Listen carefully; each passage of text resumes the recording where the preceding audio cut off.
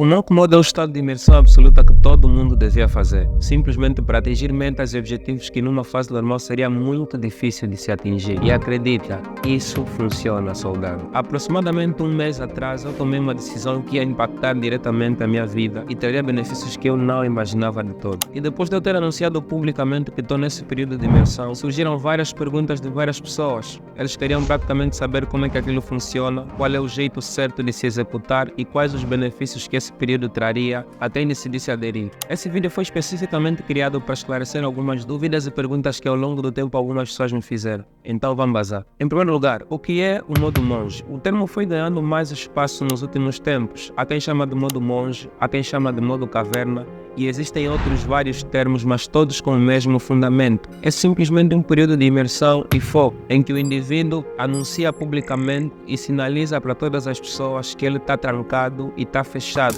com o único objetivo e exclusivo de terminar sendo uma pessoa muito mais produtiva e com metas que em fases diferentes seriam muito mais difíceis de se alcançar. Transformando isso em palavras mais simples, o modo monge ou monk mode ou modo caverna, seja lá como quiseres chamar, é um período em que a pessoa simplesmente desaparece dos holofotes e tenta se aprimorar mentalmente, fisicamente, para conseguir ser uma pessoa melhor e mais produtiva. O que já nos leva à segunda pergunta, que é como fazer o modo monge. Não existe uma fórmula concreta ou uma instrução universal de como fazer um modo monge. E se você pesquisar por aí, vais encontrar simplesmente várias pessoas passando as suas experiências e aquilo que elas delinearam para alcançar. Eu já fiz o modo monge quando eu tinha 19 anos, sem saber que eu estava a fazer um modo monge. Na altura eu simplesmente queria ter um corpo melhor e isso não seria possível se eu tivesse diretamente ligado com as pessoas. Muitas distrações, muitas coisas para se preocupar, o que é diferente quando você está num período em que avisas as pessoas que você não está disponível para muitas coisas e o teu único exclusivo objetivo é alcançar uma determinada meta. Basicamente desapareci, fechei todas as minhas redes sociais e estava focado simplesmente nos treinos. Dessa vez eu estou a fazer o modo monge de maneira mais consciente e sacrificando muitas outras coisas. O modo monge no geral consiste em coisas que você vai sacrificar e de jeito nenhum não podes mesmo fazer e podes adicionando várias outras coisas que no final de tudo vão te tornar uma pessoa totalmente diferente. No meu caso, por exemplo, o meu modo monge atual consiste em não consumir açúcar, fast food, 20 minutos de treino e 15 minutos de leitura, orar sempre que for comer ou dormir, todos os santos dias. Essas são as coisas não negociáveis, ou seja, as coisas que tenho que fazer incondicionalmente todos os santos dias.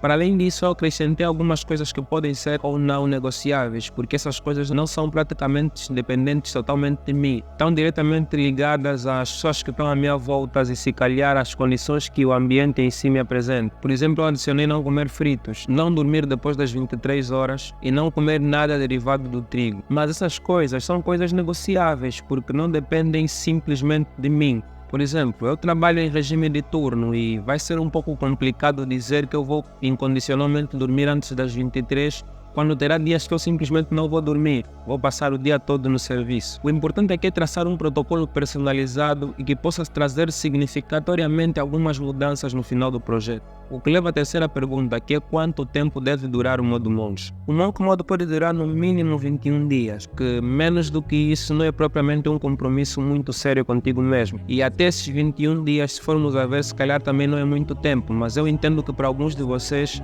a ideia de ficar uma semana inteira com restrição alimentar ou até mesmo 20 minutos de exercícios diários pode ser muito difícil.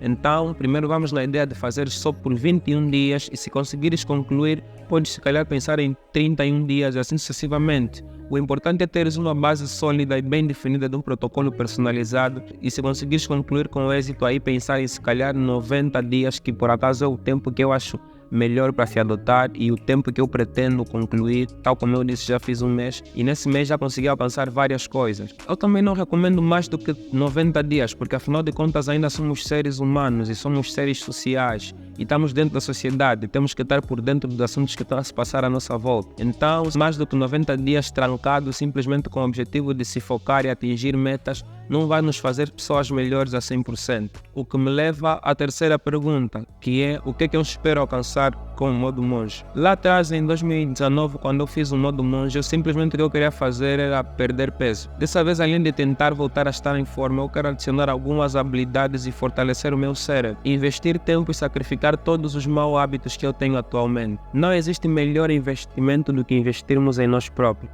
para sermos mais fortes e melhores. Independentemente de qual for o objetivo que tu queres alcançar, o melhor método para atingir isso é com o modo monge.